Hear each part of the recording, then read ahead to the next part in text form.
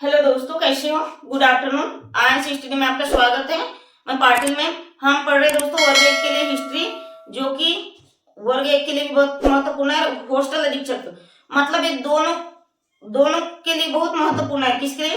Hostel अधीक्षक और MP वर्ग 1 का तो सिलेबस ही पढ़ा रहे हैं। तो आज पढ़ेंगे दोस्तों हुमायूं। अपन आज पढ़ेंगे हुमायूं हुमायूं अपन आज पढ़ेंगे हुमायूं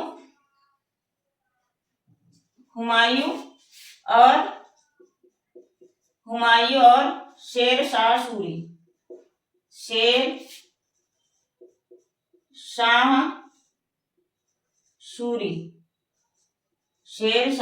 अपन क्या पढ़ेंगे दोस्तों? हुमायूं और शेर शाह सूरी को। तो पहले अपन देखेंगे हुमायूं को।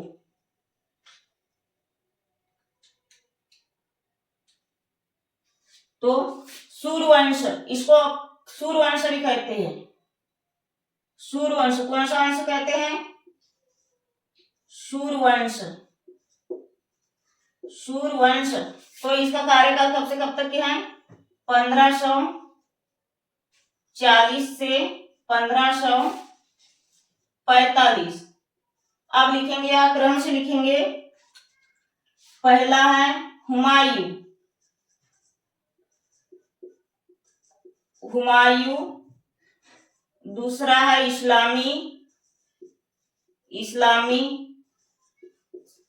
इस्लामी वंश,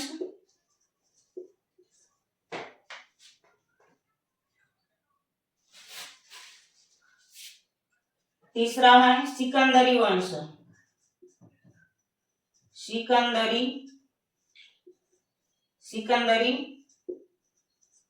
वंश। यहाँ सूर्यवंश लिख लेते हैं।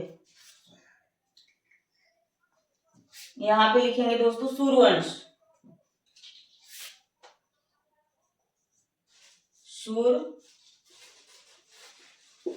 सूर्यवंश, ठीक है, सूर्यवंश। अब ये इनका कार्यकाल देखेंगे। इनका कार्यकाल देखेंगे 1540 से 1545 तक की इसका कार्यकाल रहा। और इस्लामिक वंश का रहा 1545 से 1550। और इसका रहा 1550 से 1555। इसका टाइम पीरियड अच्छे से याद रख लीजिएगा। अपन पढ़ रहे दोस्तों हुमायूं और शेर शाह सूरी पर आज डिस्कस कर रहे हैं। तो अपन देख रहे हैं इसका कार्यकाल 1540 से 1545। तो यह है सूर्यवंश, इस्लामी वंश और सिकंदरी वंश। तो सूर्यवंश का कार्यकाल 1540 से 1545, इस्लामी वंश का कार्यकाल 1545 से 1550 और सिकंदरी का 1550 से 1555। आ गया इतना समझ में?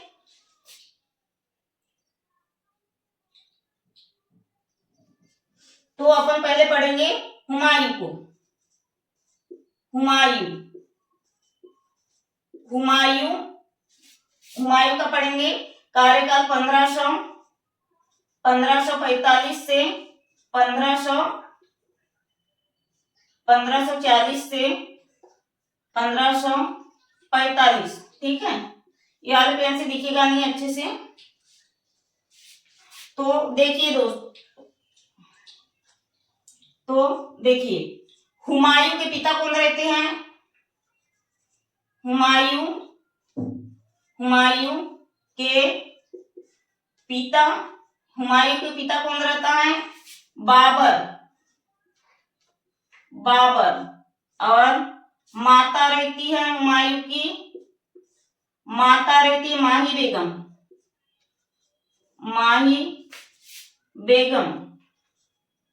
माही बेगम। और हुमायूं की पत्नी रहती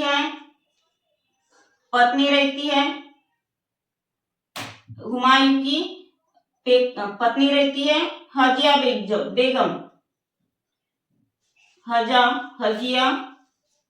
दूसरी पत्नी रहती है हजिया बेगम। तो हुमायूं का राज्याभिषेक लिखेंगे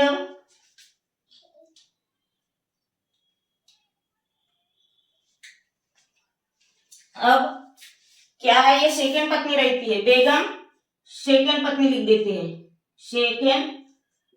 सेकंड पत्नी कौन रहती है, हाजी बेगम लिखेंगे, हाजी बेगम सेकंड पत्नी। और प्रथम पत्नी कौन रहती है, और प्रथम पत्नी रहती है दोस्तों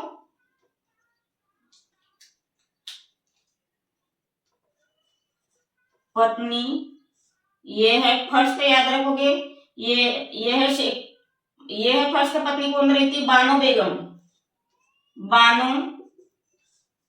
बानो बेगम, ठीक है, बानो बेगम। तो अपन थोड़ा इसे समझेंगे। अपन पढ़ रहे हैं हुमायूं, तो हुमायूं का कार्यकाल कब से कब तक के रहता है, 1540 से 1545, टोटल 5 वर्ष। तो हुमायूं के पिता का नाम बाबर, हुमायूं की माता रहती है दोस्तों, हुमायूं की माता रहती है माही बेगम, और सेकंड बीबी रहती है हाजी बेगम, और पहली पत्नी रहती है बानो बेगम। आगे इतना समझ में, लिखते चलिएगा या फिर स्क्रीनशॉट कर लीजिए। हाजी बेगम,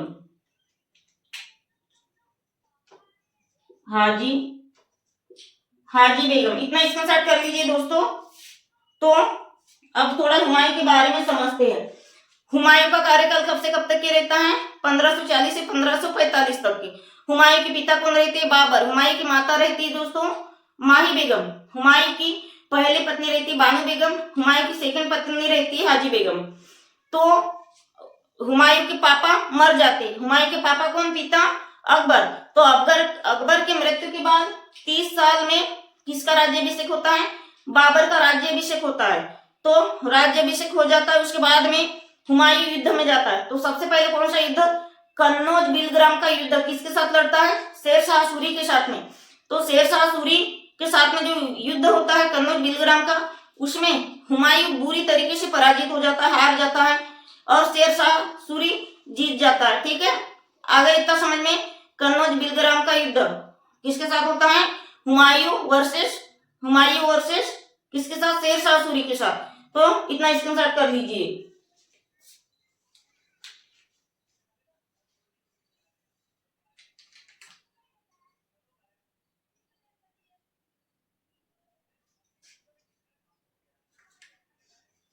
हो गया, चैनल को थोड़ा शेयर कर लिया करिए। आप जैसे मेरी क्लास को देख रहे हो, सुन रहे हो, पढ़ रहे हो, वैसे और भी 2-4 लोग जुड़ जाए।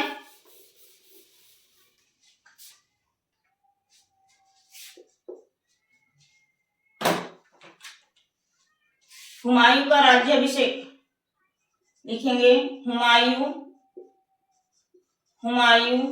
का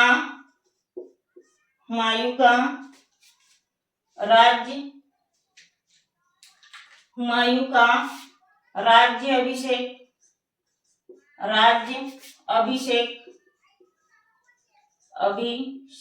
हुमायूं का राज्याभिषेक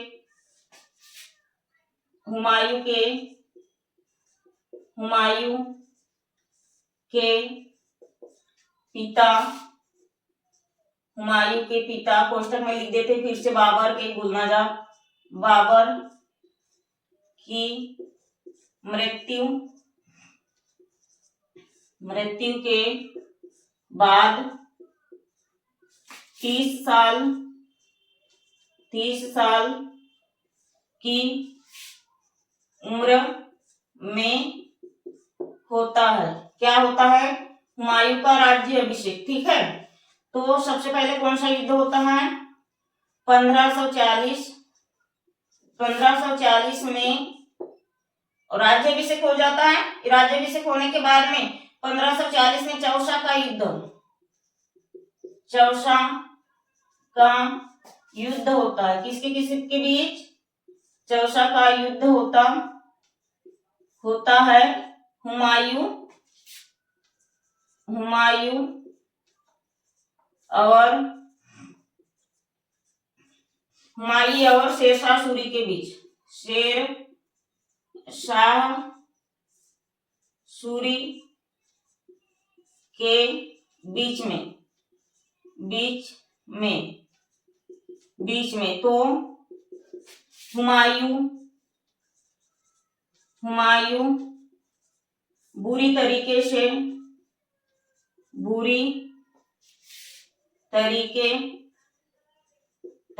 से पराजित हो जाता है और शेरशाह सूरी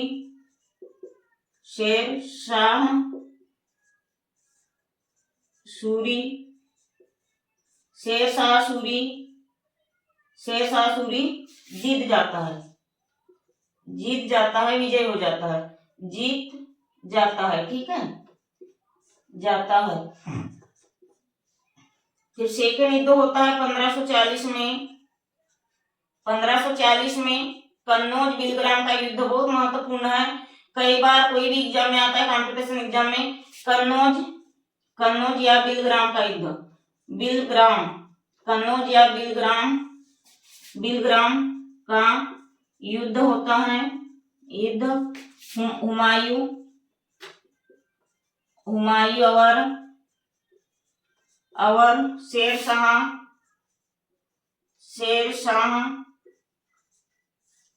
सूरी के मध्य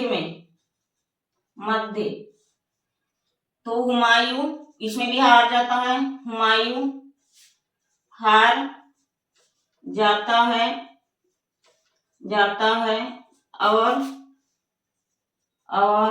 शेरशाह जीत जाता है। एक बार चेक कर लेते हैं, ये वाली लाइन कट रही है क्या? शेरशाह सूरी, तो अपन बोल के सुना देंगे दोस्तों। एक लाइन थोड़ा नीचे चली गई। हुमायूं का राज्याभिषेक हुमायूं के पिता बाबर की मृत्यु के बाद 30 साल में होता है। किसका राज्याभिषेक दोस्तों? हुमायूं का राज्याभिषेक। जब बाबर की मृत्यु होती है तो हुमायूं तब 30 साल का रहता है, तो 30 साल की उम्र में हुमायूं का राज्याभिषेक कराते हैं। फिर हुमायूं किसका युद्ध लड़ता है? चौसा का युद्ध लड़ता है। किसके साथ? हुमायूं और शेरशाह सूरी के साथ। दोनों में युद्ध होता है, दोनों के बीच में। तो हुमायूं बुरी तरीके से क्या हो जाता है? पराजित हो जाता है, लेकिन शेरशाह सूरी जीत जाता है, ठीक है। आगे इतना समझ में। फिर 1540 में ही कन्नौज बिलग्राम का युद्ध होता है। 1540 में कन्नौज बिलग्राम का युद्ध होता है, तो हुमायूं और शेरशाह सूरी के बीच में होता है। फिर से हुमायूं की हार हो जाती है और शेरशाह सूरी जीत जाता है। बोल के समझा दे रहे, नीचे लाइन दिखेगी नहीं तो। 1540 में दोस्तों कन्नौज बिलग्राम का युद्ध होता है, जिसमें हुमायूं सेकेंड युद्ध में भी दोबारा हार जाता है और शेरशाह सूरी की जीत हो जाती है। आगे इतना समझ में। हुमायूं एक ऐसा शासक था जो कि ज्योतिषी में विश्वास करता था। सप्ताह में 7 दिन होते थे, उन 7 दिनों में 7 रंग के कपड़े पहनता था। 7 दिनों में 7 रंग के, ज्योतिषी के अनुसार। मतलब ज्योतिषी में आज की डेट में ये लिखा है, आज मंडे है, ये रंग के कपड़े पहनना है, तो ज्योतिषी के आधार पे चलता था। तो हुमायूं की मृत्यु कैसे हुई? एक पुस्तकालय भवन में जाते हैं, तो सीढ़ी में चढ़ते, ऊपर में रहता है पुस्तकालय भवन, तो सीढ़ियां उतरते टाइम क्या है? सीढ़ी से उतरते टाइम किसकी मृत्यु होती है? हुमायूं की। सीढ़ी से उतरते टाइम लुढ़क जाता है, वही भी स्पॉट में खत्म। तो सीढ़ी से उतरते टाइम मृत्यु हो जाती है। इस पर लेनपुल ने एक कथन लिखा है कि हुमायूं जिंदगी भर लड़खड़ाता ही रहा और लड़खड़ाते हुए ही हुमायूं की मृत्यु हुई। इतना स्क्रीनशॉट कर लीजिए।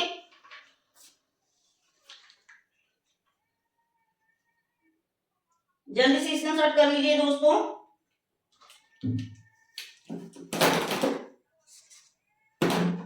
हो गया। और जैसे अभी कैलेंडर बन के आया नया, तो आप लोग ये ना सोचिए कि कैलेंडर में हॉस्टल अधीक्षक नहीं दिया है या वर्ग 1 नहीं दिया है, वो बाद में अपडेट जरूर होगा। आप अपनी तैयारी से कंटिन्यू बनाए रखें।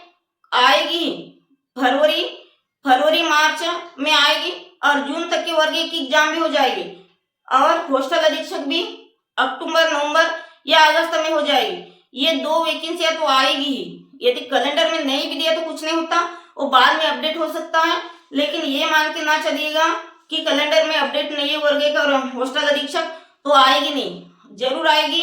और आएगी जब आप लोगों के पास टाइम नहीं रहेगा। इसलिए आप भटके ना, अपने माइंड को स्थिर रखिए और पढ़ाई से कंटिन्यूटी बनाए रखिए, क्योंकि आ सकती है वैकेंसी, कभी भी आ सकती है, कोई निश्चित नहीं है, लेकिन आएगी जरूर। और सिलेबस वर्ग 1 और हिस्ट्री का सिलेबस तो इतना बड़ा है, साल भर भी पढ़ोगे तो पढ़ के नहीं होने वाला।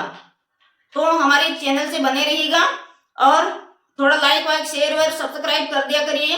ज्यादा नहीं तो 2 या 4 लोगों को ही हमारा चैनल शेयर करिएगा दोस्तों, तो मेरा छोटा सा चैनल बहुत आगे जाएगा। तो जैसे संख्या बढ़ जाएगी हम और भी आगे क्लास लेंगे और क्लास का टाइम भी बढ़ा देंगे।